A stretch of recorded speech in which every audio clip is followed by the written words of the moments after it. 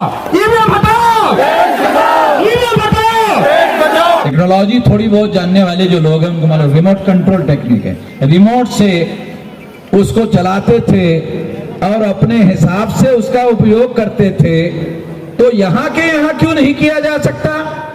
तो EVM machine में paper trail machine लगाया गया, मगर पेपर ट्रेल का जो कागज का टुकड़ा है उसमें तो स्टैंप लगा हुआ है, उसकी तो गिनती नहीं होती थी। गिनती जिस ईवीएम में घोटाला होता था उसी की गिनती होती थी। तो ये अभी भी जारी है, ये अभी भी जारी है। भ्रम क्या हुआ? अरे पेपर ट्रेल तो लग गए ना, आप बोल रहे थे ना, लगा दिया। जैसे बहुत सारी महिलाएं कार्यक्रम में जाने के पहले झुमका लगा देती है और घर में जाने के बाद वापस फिर उतार कर रख देती है, उसी तरह से चुनाव आयोग ने तो मशीन लगा दिया, हो गया, फिर उसको उतार के रख दिया, यानी उसका कोई उपयोग नहीं करते थे। ऐसे ही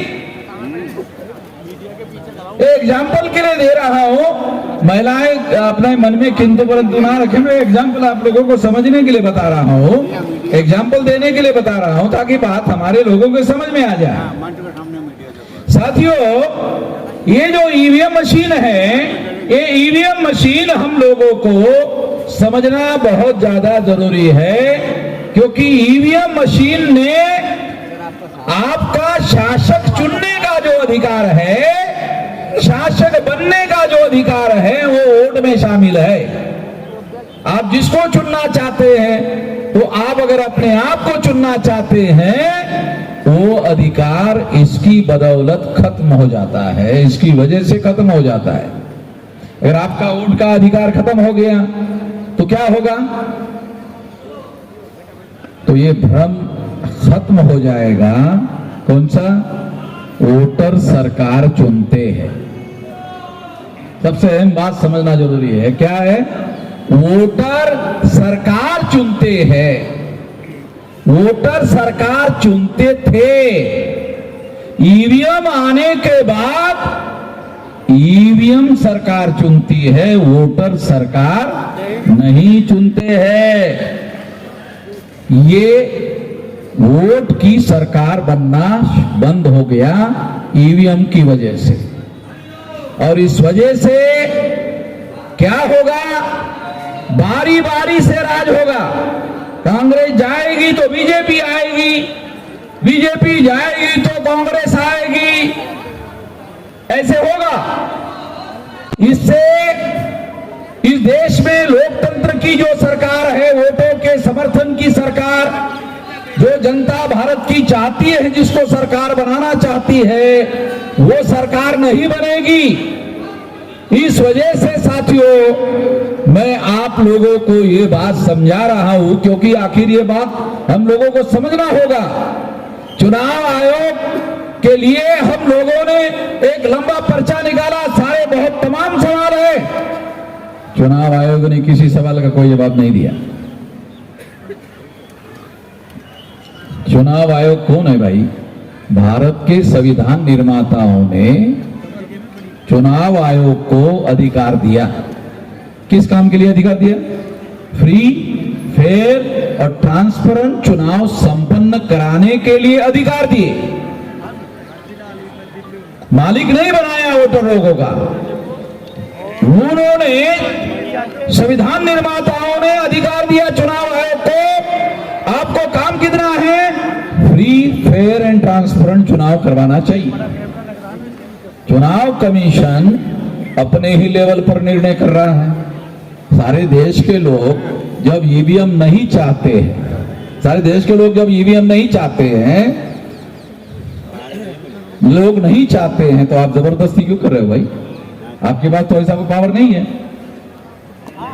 और अभी सुप्रीम कोर्ट के लॉयर ने कहा कि ऐसा कोई कानून में तब्दीली करने की भी जरूरत नहीं है। वो चुनाव आयोग चाहे तो वोटों से चुनाव करवा सकता है, चुनाव आयोग चाहे तो ईवीएम से वोटों कर सकता है। आज के तारीख में भी चुनाव आयोग कई जगह ईवीएम से चुनाव करवा रहा है और आज के ही तारीख में वोटर से भी चुनाव करवा रहा है। कई जगह एक ही साथ कई जगह ऐसे करा रहा है। तो इसका मतलब है वोट डालने के आधार पर चुनाव करने का काम बंद नहीं हुआ है। ये कानून खत्म नहीं हुआ है, ये कानून अभी भी बरकरार है।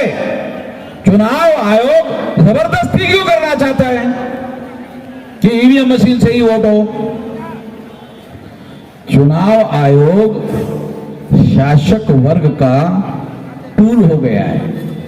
देश में जो शासक वर्ग है, जैसे 14 अगस्त 47 तक ब्राह्मण भारत का शासक वर्ग था, नहीं 14 अगस्त 47 तक अंग्रेज भारत का शासक वर्ग था। रात के 12:01 हो गया तो भारत का शासक वर्ग ब्राह्मण हो गया। भारत का शासक वर्ग ब्राह्मण हो गया और जो भारत का शासक वर्ग जो जिनकी संख्या 3.5% है, सारे देश भर के लोगों को हर 18 साल के व्यक्ति को वोट का अधिकार बहाल हुआ। उसके द्वारा चुनकर आने वाली सरकार के द्वारा ब्राह्मण भारत का शासक वर्ग बना नहीं रह सकता। अगर फ्री, फेयर एंड ट्रांसपेरेंट चुनाव हो जाए, अगर हमारे लोग अगर इतने ही समझदार होते कि केवल चुनने का काम करना है, मगर काशीराम जी ने ये सिद्ध कर दिया कि नहीं, बन भी सकते हैं, हम शासक वर्ग बन भी सकते हैं। ऐसा हमारे लोगों का जो सोच है नहीं बन सकते हैं, उन्होंने मुख्यमंत्री बनवा कर दिखाया और शासन चलाकर दिखाया और 4-4 बार मुख्यमंत्री बनवा कर दिखाया और चलाकर दिखाया। जो लोग ऐसा सोचते थे कि हम नहीं बन सकते, बन गए और सरकार चलाकर भी दिखाई। इसका मतलब ये है कि हम शासक बन सकते हैं और चला भी सकते हैं। ये आत्मविश्वास हमारे लोगों के अंदर अब पैदा हो गया। बामसेब के द्वारा सारे देश भर में हम लोगों ने ऐसा जागरण, महाजागरण सारे देश भर में चलाया हुआ है और लोग इस काम के लिए अब तैयार हो रहे हैं। तो सबसे पहले तो आप लोगों को सबसे अहम बात क्या करना है, यहां जो मैं मैसेज आपको देना चाहता हूं कि आखिर करना क्या है, ये बहुत इंपॉर्टेंट बात है। साथियों, आने वाले समय में अभी 24 चल रहा है, हमने 2030 तक का 7 साल 8 साल का समय निर्धारित किया। ये 8 साल में आपको करना क्या है? तो 8 साल में आपको 6 लाख गांव का संगठन बनाना है। अगर आप 6 लाख गांवों में जाते हो, जैसे दिल्ली में आए 2000 किलोमीटर से आए, 1500 किलोमीटर से आए, अपने जिले में 200 किलोमीटर जाओ, अपने गांव में जाओ और अपने गांव में कमेटियां बनाओ। चुनाव आयोग चुनाव संपन्न कराने के लिए बूथ लेवल की कमेटियां बनाती है, बूथ लेवल का संगठन तैयार करती है टेम्पररी चुनाव के लिए। वहां 1000 वोटर होते हैं एक बूथ में, तो हमको बूथ लेवल का संगठन खड़ा करना है। तो ऐसा संगठन अगर आप खड़ा करते हो तो 15 लाख बूथ है, तो 15 लाख यूनिट बनाने होंगे। अगर आपने 15 लाख यूनिट बना लिया सारे देश भर में, ये जो लोग हैं ना, चुनाव आयोग चलाने वाले लोग हों या देश चलाने वाले लोग हैं, जो अगर हमारी बात नहीं मानते हैं, अगर नहीं मानते हैं तो हमारे पास उपाय नहीं है, ऐसा नहीं है, उपाय है।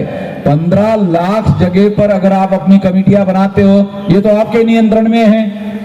चुनाव आयोग ईवीएम चालू रखना चाहता है या बंद करना चाहता है, ये तो चुनाव आयोग के नियंत्रण में है। मगर गांव-गांव में कमेटियां बनाने का नियंत्रण वो तो हमारे नियंत्रण में है। जो हमारे नियंत्रण में है वो तो काम हमको करना चाहिए। अगर हम 15 लाख जगह पर इस तरह की कमेटियां बनाते हैं और ये 15 लाख बूथ में, एक बूथ में मान लो शेड्यूल कास्ट के लोगों की जो अपर लेयर है कमेटी बनाते हैं, मोस्ट बैकवर्ड शेड्यूल कास्ट की कमेटी बनाते हैं, एक्सट्रीम बैकवर्ड शेड्यूल कास्ट की कमेटी बनाते हैं, शेड्यूल ट्राइब की कमेटी बनाते हैं, मोस्ट बैकवर्ड शेड्यूल ट्राइब की कमेटी बनाते हैं और नॉमिनिक ट्राइब की कमेटी बनाते हैं, एमबीसी की कमेटी बनाते हैं, ओबीसी की कमेटी बनाते हैं, मुस्लिम, सिख, ईसाई, बुद्धिस्ट, जैन, लिंगायत 15 इंटू 14 कमेटियां, 1000 के बूथ में 14 कमेटियां अगर आप 3-3 लोगों की बनाते हो तो ये 2 करोड़ 10 लाख कमेटियां होगी सारे देश भर में। अगर 2 करोड़ 10 लाख कमेटियां होगी, अगर एक कमेटी ने 10 लोगों को मोबिलाइज किया तो 2 करोड़ इंटू 10 20 करोड़ लोगों का मोबिलाइजेशन होगा। अगर आपने 40 लोगों को मोबिलाइज किया, ने 20 लोगों को मोबिलाइज किया तो ये 40 करोड़ होगा। अगर आपने 25 लोगों को मोबिलाइज किया तो ये 50 करोड़ मोबिलाइज हो जाएंगे लोग। अगर सारे लोग 2030 में 50 करोड़ लोग अगर मैदान में उतर गए, 50 करोड़ लोग अगर उतर गए तो फिर कोई चाकू, छुरी, बंदूक, गोली, बम गोला, बम कुछ जरूरत नहीं। हमारे लोग बोलते हैं ना तलवार उठाएंगे, वो करेंगे, कुछ करने की जरूरत नहीं है। मैं इसके समर्थन में नहीं हूं। हमारे लोग ही इतने हैं, अरे अगर सड़क पर उतर गए, अगर उन्होंने पेशाब कर दिया तो महाफ्लड आएगा।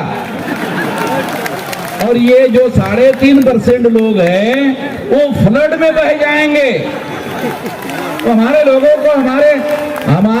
को हमारे जनशक्ति की ताकत का पता नहीं है। ये हमारे लोगों की इतनी जनशक्ति है, उसको जगाने का काम करो। बम गोले, हथियार, चाकू, छुरी, बंदूक, गोली, इसका कोई मतलब नहीं है, क्योंकि वो शासक उनके पास है, पुलिस फोर्स उनके पास है, मिलिट्री उनके पास है, पैरामिलिट्री उनके पास है। तो आपको 15 दिन में अरेस्ट कर लेंगे, अंदर डाल देंगे, मामला खत्म। ये कोई उपाय नहीं है। 9 अगस्त 1942 को गांधी ने क्विट इंडिया मूवमेंट शुरू किया। गांधी ने क्विट इंडिया मूवमेंट शुरू किया था। उसके बाद अंग्रेजों ने भारत छोड़कर जाने का फैसला किया। हिस्टोरिकल बातें, पुरानी कहानी, 1000 साल पुरानी नहीं बोल रहा हूं।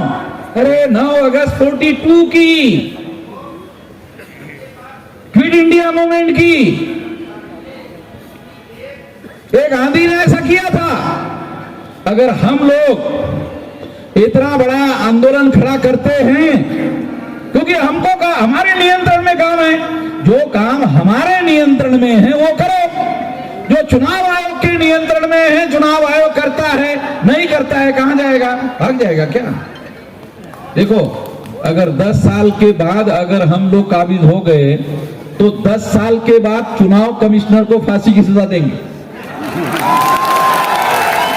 आपको कानून की ताकत पता नहीं है, आप लोगों को कानून की ताकत पता नहीं है।